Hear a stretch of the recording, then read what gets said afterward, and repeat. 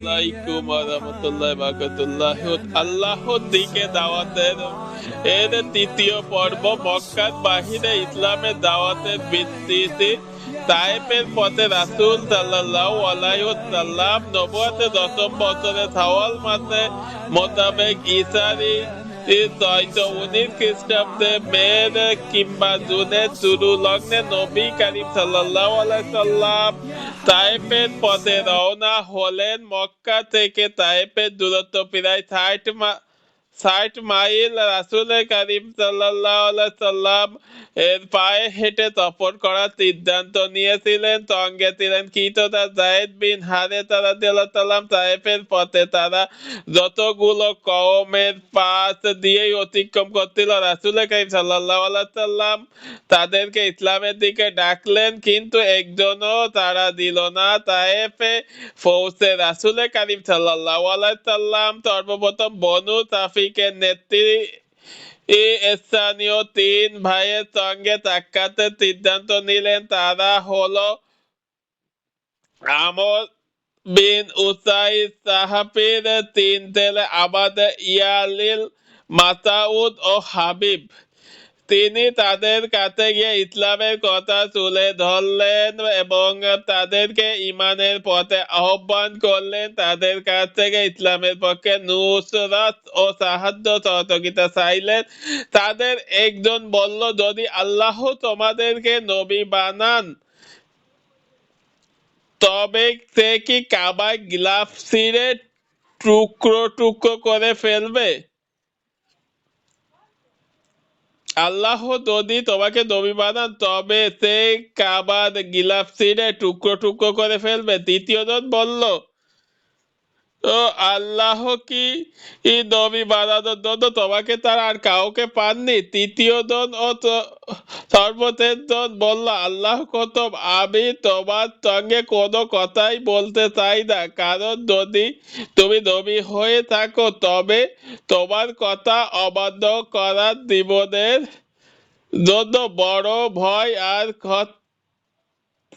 কথার কারণ হয়ে দাঁড়াবে। আর যদি তুমি নবী না হয়ে ভণ্ড হয়ে থাকো তবে তোমার সঙ্গে কথা বলা আমার বন্দার জন্য শোভনীয় নয়। রাসূল করিম সাল্লাল্লাহু আলাইহি সাল্লাম তাদের কাছ থেকে চলে গেলেন। দাওয়াত তোমায় বলে গেলেন, ঠিক আছে, তোমাদের যা মনে চাই তাই করো, কিন্তু আমার ব্যাপারটি নিজেদের কাছে গোপন রাখো। রাসূল করিম সাল্লাল্লাহু আলাইহি সাল্লাম তায়েফ বাসীদের মধ্যে 10 দিন অবস্থান করলেন। এই দিনগুলোতে তিনি তাদের সকল নেতৃস্থানীয় ব্যক্তির সঙ্গে কথা বলে তাদের সামনে দ্বীনের দাওয়াত পেশ করলেন, কিন্তু তারা বলল, তুমি আমাদের শহর থেকে বেরিয়ে দাও। শুধু এর উপর তারা ক্রান্তি দিল না, শহরে ইতর সব ছেলে পেলেকে তার ভিতরে কুকুরের মতো লেলিয়ে দিল। তিনি যখন শহর থেকে বের হয়ে যাওয়ার ইচ্ছা করলেন তখন সেই ইতর ছেলে ফেলে আর গোলামগুলি তার পিছু দিয়ে তাকে বিভিন্ন অশ্লীল গালমন্দ আর চেঁচামেচি করতে লাগলো। তাদের আওয়াজ পেয়ে সবাই সমবেত হলো। এরপর তারা 2 কাতারে বিভক্ত হয়ে রাসূল করিম সাল্লাল্লাহু আলাইহি সাল্লামের উপর পাথর মারতে শুরু করলো। সেই সঙ্গে শুরু হলো কটু ভাষায় বর্বর। কটু ভাষায় তাদের হৃদয় না ভাঙলেও কঠিন পাথরের আঘাতে মানবীয় পা মুবারক ঠিকই ফেটে গেল। পায়ে পরিহিত জুতো দুটি সাদা রক্তে লাল হয়ে উঠল। যায়েদ বিন হারিসা রাদিয়াল্লাহু তাআলা তাকে এ পাথর বৃষ্টি থেকে রক্ষা করার সকল পন্থা ও প্রচেষ্টা ব্যয় করে যাচ্ছিলেন, আর এতে করে তার মাথায়ও গভীর জখমের সৃষ্টি হলো। এভাবে পাথর ও বৃষ্টির মধ্যে দৌড়াতে দৌড়াতে তায়েফ থেকে 3 মাইল দূরে রবিয়ার 2 ছেলে উতবা ও সাইবার আঙ্গুর বাগানের দেওয়ালের নিতে গিয়ে আশ্রয় নিলেন, তখন না তাদেরকে ছেড়ে দিয়ে হতভাগা গুলি ফিরে গেল। এরপর রাসূল কারীম সাল্লাল্লাহু আলাইহি সাল্লাম একটি আঙ্গুর গাছের ছায়ায় গিয়ে দেওয়ালে হেলান দিয়ে বসে পড়লেন। যখন সেখানে বসে কিছুক্ষণ বিশ্রাম গ্রহণ করলেন, ঠিক তখনই তার মুখ থেকে বাক হয়ে অসাধারণ শব্দমালা গাঁথুনি বেরিয়ে এলো। সিরাতে নবীর প্রতিদ্বতে এই দুয়াখানি নবীজি যে ভেঙে চুরমার হয়ে গিয়েছিল তার হৃদয় আর মন, যে হতাশা আর দুঃখে নীল দরিয়ায় ডুবে গিয়ে হা হুতাশ করছিল, তে দৃশ্য বড়ই মূর্তমান হয়ে ওঠে। স্পষ্টভাবে দেখা যায়, যখন তাদের একজন লোক তাহার উপর ঈমান আনল না, তখন তিনি হৃদয়ের কত বড় ব্যথা আর চোট পেয়েছিলেন। তিনি দোয়া করছিলেন, হে আল্লাহ, আমি তোমার নিকট আমার শক্তির দুর্বলতা, পাতে স্বল্পতা আর বাদতের চোখে আমার সম্মানহীনতার অভিযোগ পেশ করেছি। এ সর্বত্র দাতা দয়ালু, তুমি দুর্বল ও কমজোরদের প্রতিপালক, তুমি আমার ও রব ও প্রতিপালক। সুতরাং তুমি কার হাতে আমাকে তুলে দিচ্ছ? তুমি কি কোনো অপরিচিতদের হাতে আমাকে ছেড়ে দিয়েছ যে আমার সঙ্গে কারাপাতন করে, নাকি কোনো দুশ্মনের হাতে অর্পণ করেছো, যাকে আমার মালিক বানিয়ে দিয়েছো? যদি আমার উপর তোমার কোনো ক্রোধ না থাকে, তবে আমি এসবের কোনো পরোয়া করি না। কিন্তু তোমার ক্ষমায় আমার জন্য সবচেয়ে বড় প্রশ্নটা, আমার উপর তোমার ক্রোধ অবতীর্ণ হবে কিংবা গব্বর অত্যন্ত অগ্নিবিন্ন বন্দিত হবে, তা থেকে আমি তোমার চেহারার ওই নূরের আশ্রয় চাচ্ছি, যার দ্বারা সকল অন্ধকার আলোকিত হয়ে গেছে, যার মাধ্যমে দুনিয়া ও আখিরাতের সকল কাজের সমাধান হয়েছে। তোমার সন্তত আমার হৃদয়ের একান্তই তামান্না, যাতে করে তুমি আমার উপর রাতি খুশি হয়ে যাও। তুমি ব্যতীত আর কোনো শক্তি কিংবা ক্ষমতা নেই। যখন উতবাহ সাহিবা রাসূল কারীম সাল্লাল্লাহু আলাইহি সাল্লামকে দেখলো, তখন তাদের মনের দরিয়া অনুগ্রহ আর অনুকম্পিত তুফান উঠল।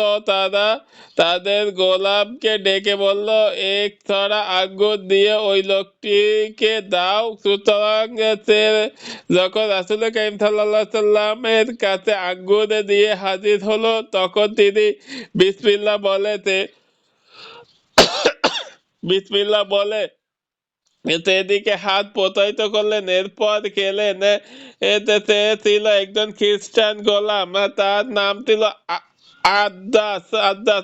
রাসূল কারীম সাল্লাল্লাহু আলাইহি সাল্লামের মুখে বিসমিল্লাহ শুনে বলতে লাগলো, এই একই ধরনের শব্দ এখানকার আদিবাসীরা বলে থাকে। রাসূল কারীম সাল্লাল্লাহু আলাইহি সাল্লাম তাকে বললেন, তুমি কোন দেশের অধিবাসী? তোমার ধর্ম কি? তে বলল, আমি খ্রিস্টান। নিয়াওয়া হলো আমার ধর্মভূমি। এবার রাসূল কারীম সাল্লাল্লাহু আলাইহি সাল্লাম তাকে বলল, তুমি তো দেখতি তৎকর্বতিল ইউনিট বিন মাত্তার দেশের মানুষ।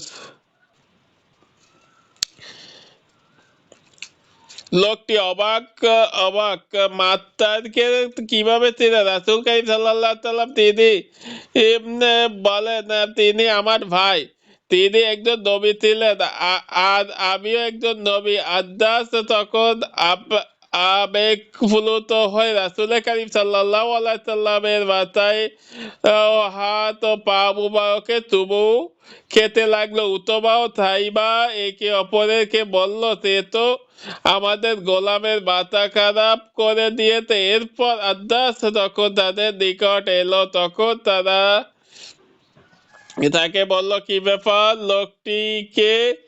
সে বলল, মনিব, এই এ ব্যক্তি, সে গোটা পৃথিবীতে উত্তম আর কিছু নেই। এই মাত্র তিনি আমাকে এমন একটি বিষয়ের কথা বলেছেন যা গোটা পৃথিবীর কুল ও মাখলুকাতের মধ্যে কেবল আম্বিয়ায়ে কেরামই জানেন। তারা বলল, সর্বনাশ হোক তোর, কখনো সে যেন তোকে ধর্ম থেকে বিচ্যুতি করতে না পারে, কারণ তোর ধর্ম তার ধর্মের শত গুণ ভালো। ও দেওয়ালের দিক থেকে বের হয়ে রাসূল কারীম সাল্লাল্লাহু আলাইহি ওয়াসাল্লাম মক্কার পথ ধরলেন। তার হৃদয় তখন হঠাৎ আর কালো মেঘে ছেয়ে গেছে। হাজারো তপ্ত তাদের সূর্যটা পাটে বিদায়ের হাতছানি দিতে আসার প্রদীপগুলো একে একে সব নিভে গেছে। তার হৃদয়টা ভেঙে চলছে দুপুরের মাটির মতো ফেটে চৌচির হয়ে গেছে। আশার বিনা তন্তিগুলো এলোমেলো হয়ে গেছে। এভাবেই তিনি যখন কল্লুন মানাজিল নামক স্থানে পৌঁছালেন তখন জিবরাইল পাহাড়ের ফেরেশতাকে সঙ্গে নিয়ে তার সামনে আবির্ভূত হলেন। এসে বললেন, ইয়া রাসূলুল্লাহ, অনুমতি দিন গোটা মক্কাবাসীকে আবু কুরাইদ ও কুরাইকিয়ান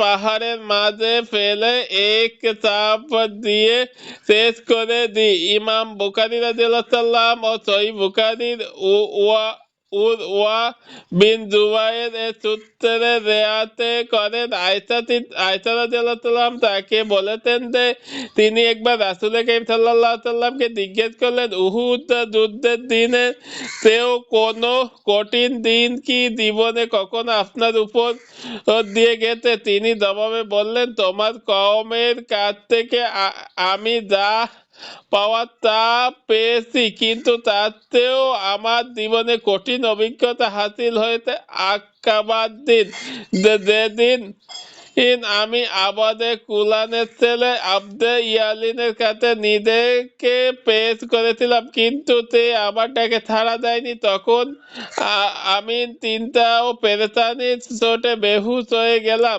অনন্তর দীর্ঘ সময় পরে কল্লুন মানাজিলে আমি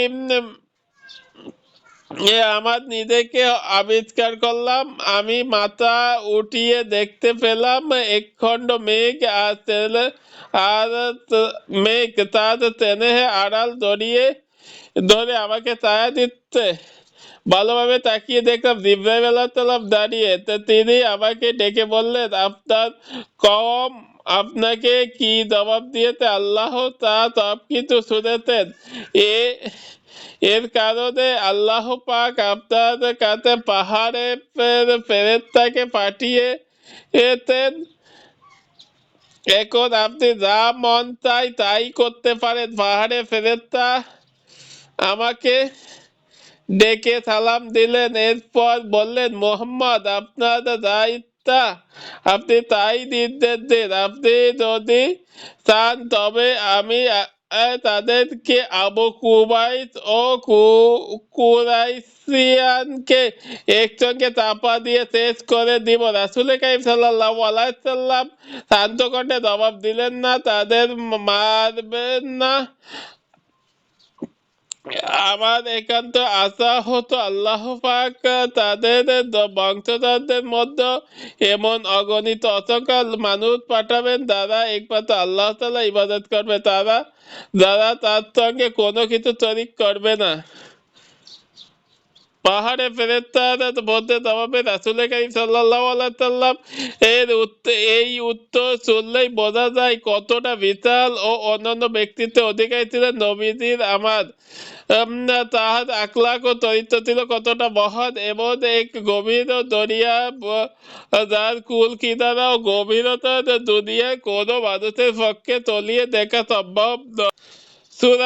সূরা আহকাফে আল্লাহ তাআলা ইরশাদ করেন, যখন আমি একদল জিনকে আপনার প্রতি আকৃষ্ট করেছিলাম তারা কোরআন পাঠ শুনেছিল, তারা যখন কোরআন পাঠের জায়গায় উপস্থিত হলো তখন পরস্পর বলল, চুপ থাকো। অতঃপর যখন পাঠ সমাপ্ত হলো তখন তারা তাদের সম্প্রদায়ের কাছে সতর্কবাণী রূপে ফিরে গেল। তারা বলল, হে আমাদের সম্প্রদায়, আমরা এমন এক কিতাব শুনেছি যা মুসার পর অবতীর্ণ হয়েছে। এই কিতাবে পূর্ববর্তী সব কিতাবের প্রত্যাখ্যান করে তত্ত্ব ধর্ম ও তরল পথের দিকে প্রচালিত করে। হে আমাদের সম্প্রদায়, তোমরা আল্লাহর দিকে আহ্বানকারীর কথা মান্য করো এবং তাহার প্রতি মিথ্যা স্থাপন করো, তিনি তোমাদের গুনাহ মার্জনা করবেন। সূরা আহকাফ 29 থেকে 31।